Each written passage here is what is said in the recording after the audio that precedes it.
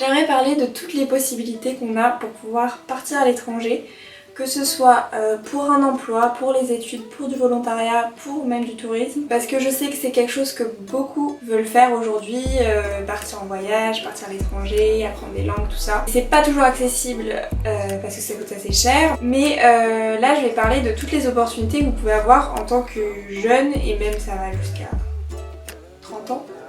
Reste jeune. En tant qu'Européen et Français aussi, mais la plupart des choses dont je vais parler marchent pour tous les Européens. Parce qu'en fait on a plein d'opportunités de partir à l'étranger pour soit gratuit, soit pour vraiment pas beaucoup. Je pense qu'on n'est pas assez au courant parce que franchement si tout le monde était au courant, je pense que beaucoup plus de gens partiraient. Vraiment des voyages qui nous sont proposés mais extraordinaires je trouve. J'ai repris un petit peu toutes mes notes que j'ai pris au cours de rencontres, de réunions, sur internet, même au lycée, pour voir plus clair sur ce que je pouvais faire et enfin concrétiser des projets. En ce moment en plus on a quand même vachement plus de temps je pense. Aussi par rapport à la situation actuelle, ça montre que voyager à n'en plus pouvoir, je sais pas quoi, la surconsommation du voyage c'est pas bon pour nous, pour la planète, pour tout ça. Mais premièrement il y a aussi des points positifs à voyager quand même, à s'ouvrir à d'autres cultures, découvrir qu'il n'y a pas que notre petite vie et ça je pense que c'est important pour la paix. Deuxièmement, il y a d'autres manières de voyager que l'avion et aussi que le tourisme de masse quoi. Bon après voilà, là je vais parler de plusieurs possibilités de voyage. Je sais que dans tout ça ce qui m'intéresse vachement c'est le volontariat à l'étranger. C'est vrai qu'on peut se poser la question est-ce que ça vaut le coup d'aller très loin alors qu'il y a déjà des problèmes dans notre pays, etc. Bon, ça c'est des questions que je vous laisserai vous poser tout seul. Je sais aussi que ça intéresse beaucoup parce que quand je suis partie au Canada ou en Australie, il y a beaucoup de gens qui ont réagi à ça et qui m'ont dit qu'ils voulaient faire la même chose ou qu'ils allaient faire la même chose. Ça par exemple, plus compliqué, enfin ça demande quand même pas mal d'argent. Ici ce sera vraiment plus accessible à tous je pense. Je vais commencer par parler de comment avoir les infos, que là je vais parler de plusieurs choses mais si vous voulez après vous renseigner vous-même plus en profondeur et plus en détail, je vous conseille d'aller déjà au CIJA, c'est le centre d'information des jeunes. C'est là où j'ai pu avoir le dépliant qui m'a ouvert les yeux sur la vie. Voilà, parce que là-dedans il y a tout qui est résumé sur comment partir en Europe, avec toutes les options possibles, les stages, les jobs, les sacs à dos, tout ça. Je vous conseille de vous renseigner au lycée. Je sais qu'en ce moment c'est pas possible d'aller là où je vais vous dire. Je vous mettrai des liens quand même sur internet. Moi au CDI j'avais pris un... Vous savez il y a toujours des rubriques orientation et tout et j'étais allée voir dans partir à l'étranger. J'avais noté pas mal de bourses, de programmes et à travers des rencontres, tout ça. Voilà. Tout d'abord on peut partir dans le cadre de nos études.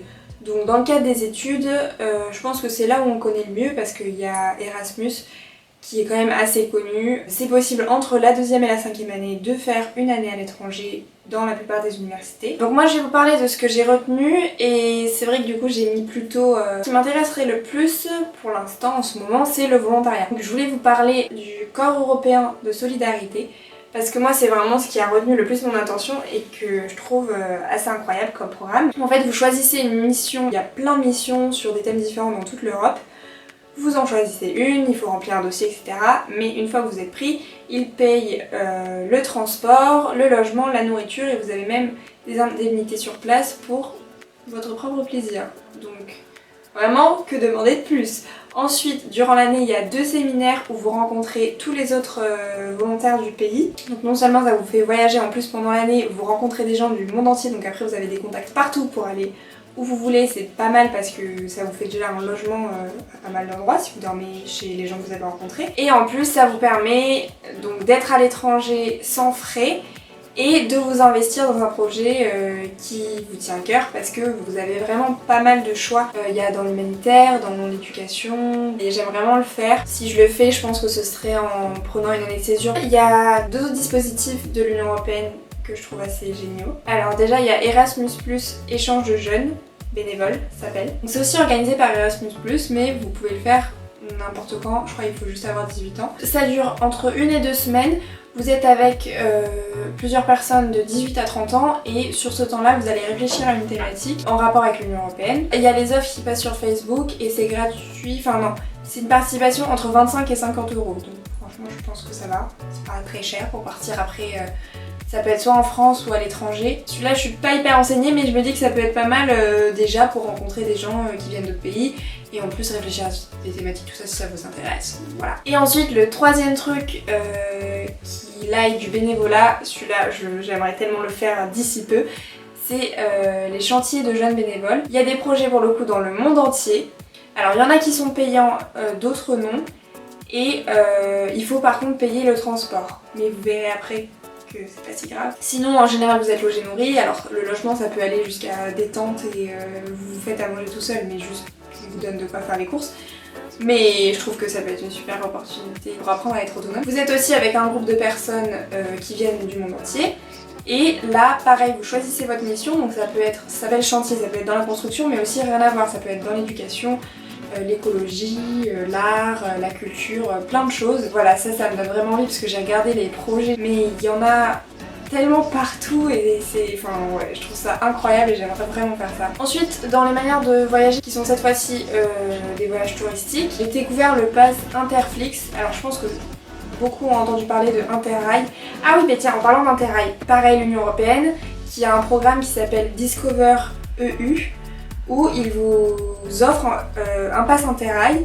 Donc faut avoir 18 ans, pour le coup c'est que pour les gens de 18 ans. Et vous remplissez tout un dossier et vous pouvez être sélectionné, mais il y a quand même beaucoup de gens sélectionnés. Enfin, je crois qu'il y a 30 000 personnes sélectionnées dans toute l'Europe. Mais voilà, si vous avez, ça laisse quand même des chances. Ils offrent un pass Interrail. Donc le pass Interrail c'est... En gros, vous payez, il me semble 200 €, après ça dépend des formules que vous prenez, et pendant un certain temps, vous pouvez prendre autant de trains que vous voulez. Bon, en gros, c'est le principe. Après, il y a toujours des modalités, voilà.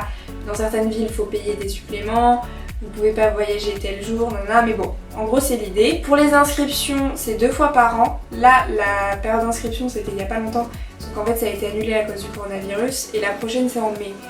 Donc je vous mettrai des liens encore, j'espère que ça va se faire parce que moi j'aimerais bien participer. Sinon Interflix, donc là c'est un peu le même principe, c'est Flixbus qui le fait. Vous payez 100 € pour 5 trajets en bus entre des grandes villes d'Europe. Je trouve que c'est vraiment pas mal parce que j'ai voyagé avec Flixbus l'année dernière, ça m'avait coûté 65 € pour Madrid-Bordeaux, juste un aller. Là pour 5 voyages que 100 €, je trouve que c'est pas mal. En plus c'est en bus. Donc le bus, le train, c'est toujours mieux que l'avion.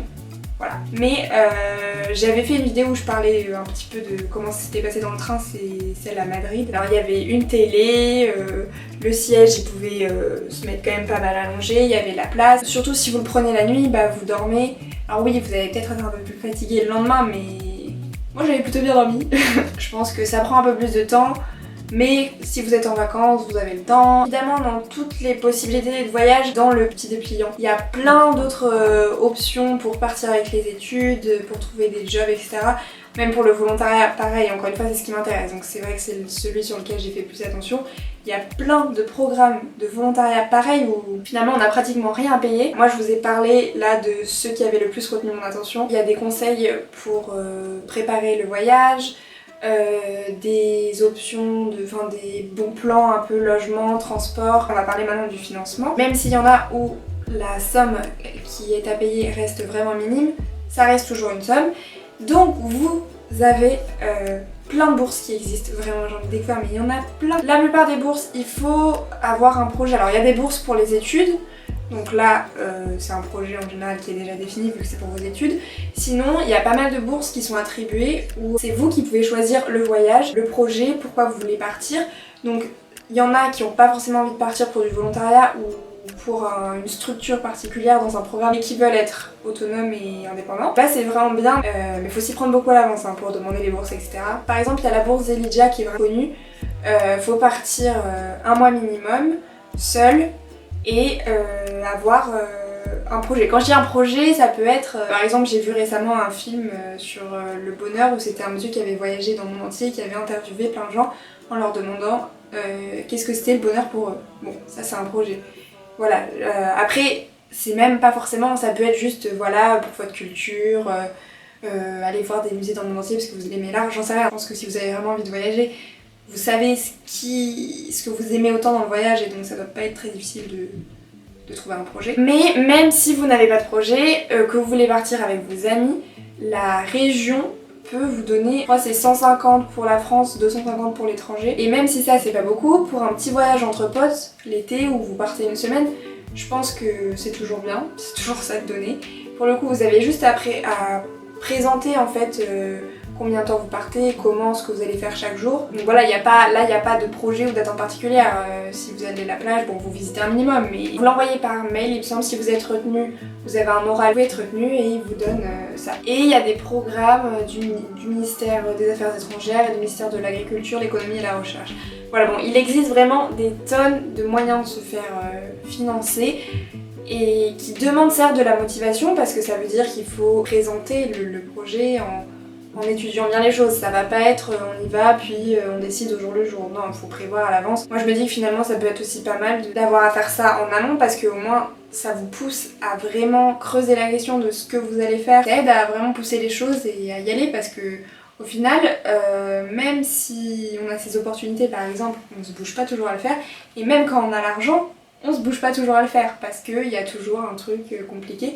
Et là au moins si vous vous engagez auprès de quelqu'un, donc là ça peut être une association, du ministère ou peu importe, vous allez devoir le faire. Moi vraiment le fait d'avoir découvert toutes ces options, ça me motive pour faire quelque chose, ça me remplit de... Je sais même pas comment expliquer, enfin de motivation mais de joie, de bonheur face à tout ce qu'on peut faire. Plein de choses qui nous sont accessibles et je pense que vraiment faut pas s'arrêter à j'ai pas les moyens ou j'ai pas ci, j'ai pas ça. J'ai eu la chance de faire déjà un voyage de 3 mois au Canada. Là-bas j'ai pu rencontrer des gens dans le monde entier donc après j'ai pu partir à Madrid.